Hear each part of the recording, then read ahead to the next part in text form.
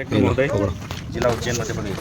विषय नए कानून एक्सीडेंट होने पर ड्राइवर को 10 साल की सज़ा होने वाली सज़ा और 5 लाख के दंड के संबंध में महोदय निवेदन है कि आपकी सरकार के द्वारा लोकसभा सत्र में नया कानून 2023 लाया गया है, जिसमें भारतीय ड्राइवर के द्वारा एक्सीडेंट होने पर 10 साल की सज़ा, घायल व्यक्ति को छोड़कर भाग जाने पर यदि ड्राइवर रुककर अस्पताल पहुंचाए तो सज़ा कम हो सकती है और 5 लाख का जुर्माना। यह सरकार द्वारा अनुचित तरीके से भारत के 22 करोड़ चालकों के गले में फांसी का फंदा पहनाने के समान है। भारत के संपूर्ण ड्राइवरों में इस कानून के खिलाफ भारी रोष और आक्रोश है। पिछले 77 सालों से भारतीय ड्राइवर को इंसाफ नहीं मिला और एक नया कानून थोपकर ड्राइवरों की जिंदगियां छीनने का महापाप और अन्याय किया जा रहा है। पहले से भारतीय ड्राइवर पीड़ित, दुखी और लाचार, शोषित और असहाय हैं। किसी भी सरकार, किसी भी राजनीतिक पद पार्टी, किसी भी समूह, किसी भी NGO संस्था ने आज तक उसका हाथ नहीं थामा। ऑल ड्राइवर कल्याण संघ के द्वारा प्रमुख मांगे ड्राइवर आयोग, राष्ट्रीय ड्राइवर सम्मान दिवस, ड्राइवर राहत कोष समेत 29 सूत्रीय मांगों पर अभी तक सरकार ने कोई इंसाफ नहीं दिया है। अभी तक सरकार ने ड्राइवर की ज़िंदगी पर कोई मंथन नहीं किया, रोशनी नहीं डाली। ड्राइवर किस हालत में रहते हैं, किस हालत में जीते हैं, ड्राइवर का भविष्य कैसा है, उनकी परिस्थिति कैसी है, उनका चिंतन किसी ने नहीं किया। हादसा और एक्सीडेंट के जिम्मेदार ड्राइवर नहीं है, सरकार और प्रशासन की गलत नीतियाँ हैं। ट्रैफिक रूल्स भारत में दुरुस्त नहीं है, ट्रैफिक रूल्स नीतियाँ गलत हैं। 29 मांगे मैडम हमारी। नंबर 1, बिना ट्रेनिंग आमजन को लाइसेंस जारी करना। प्रशासन नंबर 2, प्रशासन ट्रैफिक रूल्स का पालन आमजन को नहीं करवाना। Number 3, national highway, state highway में गांव और शहरों से जुड़ने वाली सड़कों के लिए ओवरब्रिज या अंडरपास या ब्रैकेटिंग कर सड़क से जोड़ना, रोड मार्किंग कर सही तरीके से नहीं करना। नंबर 4, नाबालिग एवं बालिगों द्वारा ओवर स्पीड गाड़ी चलाना, स्टंट करना। नंबर 5, नई गाड़ी खरीद कर सड़कों पर खुद सीखना और अपनी गलती से गाड़ियों की चपेट में आकर हादसों का शिकार होना, ड्राइवर को दोषी करार देना।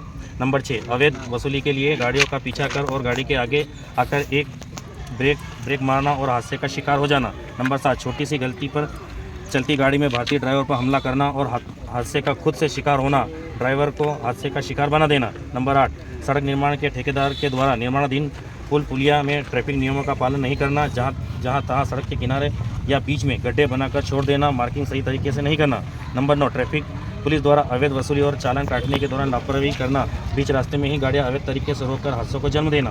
नंबर 10, पुलिस, DTO, RTO चंदा करने वालों के द्वारा बीच रोड में अचानक खड़े होकर गाड़ी रुकवाना अवैध तरीके से। नंबर 11, घाटियों में पहाड़ी क्षेत्र में ब्रेक फेल गाड़ियाँ और अनबैलेंस होती हैं, गाड़ियों को कंट्रोल करने के लिए यंत्र का नहीं होना। नंबर 12, आवारा पशुओं को सड़क पर रहना और अचानक रोड पर आ जाना। नंबर 13, सड़क किनारे बसने वाली आबादी के लिए सुरक्षा नियम न बनाना। नंबर 14, सड़कों पर अतिक्रमण कर हाट बाजार दुकान लगाना। नंबर 15, सड़क किनारे दुकानदारों का अवैध कब्जा करना।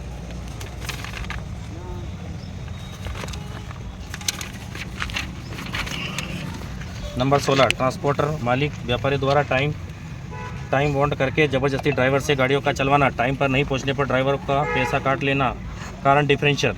नंबर 17, लंबी दूरी की गाड़ियां पर डबल ड्राइवर और हेल्पर खलासी को गाड़ी मालिकों द्वारा ट्रांसपोर्टर द्वारा सुविधा न देना। नंबर 18, ड्राइवरों को कम सैलरी, कम मजदूरी देना, घर का गुजर बसर न होने पर डिफरेंशियल में रहना और हादसों का कारण बनना। नंबर 19, 6 महीने से लेकर साल भर तक की सैलरी मांगने पर ड्राइवरों को डीजल चोर और गाड़ियों का माल चोर बताकर पैसे न देना, ड्राइवर का डिफरेंशियल में रहना, हादसों का कारण। नंबर 20, होटल और ढाबों में डीजल चोरी, बैटरी चोरी के डर से न रुकना, नींद में रहना, हादसे का कारण बनना। नंबर 21, चलती गाड़ी में लुटेरों से बचकर जान बचाकर भागने के क्रम में हादसे होना। नंबर 22, गाड़ी मालिक, ट्रांसपोर्टर व्यापारियों, आमजनों, सरकारों, सामाजिक सेवा संस्थाओं, यहाँ तक कि अपने रिश्तेदारों के द्वारा ड्राइवरों को हीन भावना से देखे जाने का, दुत्कारे जाने का और मान सम्मान न मिलने से ड्राइवर का डिप्रेशन में रहना हादसों का कारण। इसके अलावा भी और भी अनेक कारण हैं। दोषी कौन? सरकार की नीतियाँ या प्रशासन की लापरवाही। सिर्फ कानून बनाने से एक्सीडेंट नहीं रुकेंगे। जो पहले से कानून बने हैं वह ड्राइवर के लिए पर्याप्त हैं। पुराने कानूनों को ईमानदारी से लागू करवाने के प्रशासन और सरकार विफल हैं। वह सरकार राज्य की हो या केंद्र की, देश की पुलिस, DTO, RTO, ट्रैफिक व्यवस्था के कर्मचारी और सरकारी अधिकारी सभी अवैध वसूली में व्यस्त हैं। अगर यह लोग ईमानदारी से काम करें, अपनी ड्यूटी करें तो एक्सीडेंट और सड़क हादसों में कमी आ सकती है या खत्म हो सकते हैं। यह कानून आने से भारतीय ड्राइवर को इंसाफ नहीं मिलेगा। यह लोग अपनी खुद की गलतियों से हादसों का शिकार होते हैं। ड्राइवर चाहता है उनकी जान बच जाए, वह मदद करना चाहता है, लेकिन पब्लिक हल्ला करती है और ड्राइवर जान बचाकर भाग जाता है। अगर वह रुकता है तो पब्लिक उसे पीट कर मार डालेगी। एवं ऐसी अनेकों घटनाएं इस तरह की भारतीय ड्राइवरों के साथ हो चुकी हैं। और वह अपनी जान बचाकर भागता है तो सरकार का बनाया गया कानून उसको 10 साल की सज़ा देकर उसके घर परिवार को आत्महत्या करने के लिए मजबूर करता है। और 5,00,000 से 10,000 की सैलरी पाने वाला ड्राइवर एक एक्सीडेंट में 5 लाख रुपए का दंड कहाँ से जुटा पाएगा। ज़्यादातर ड्राइवर किराए के घर में रहते हैं, उनका अपना कुछ भी नहीं है। झुग्गी झोपड़ी में रहने वाले जिनके अपने घर हैं, अगर उनको बेचकर जो जुर्माना वसूल किया जाएगा तो उनके बाल बच्चे रोड पर आ जाएंगे और आत्महत्या करने को मजबूर होंगे। यह कानून आने से क्या भारतीय ड्राइवर को देश में गाड़ी चलाना अपराध हो जाएगा? माली हालत, लाचार और शराब परिस्थिति में होने पर सरकार से कोई मदद न पाने वाला ड्राइवर क्या अब भारत में अपराधी मान लिया जाएगा? अगर ऐसा है तो ऐसी मानसिकता वाली सरकार की ऑल इंडिया ड्राइवर कल्याण संघ परिवार को निंदा करता है।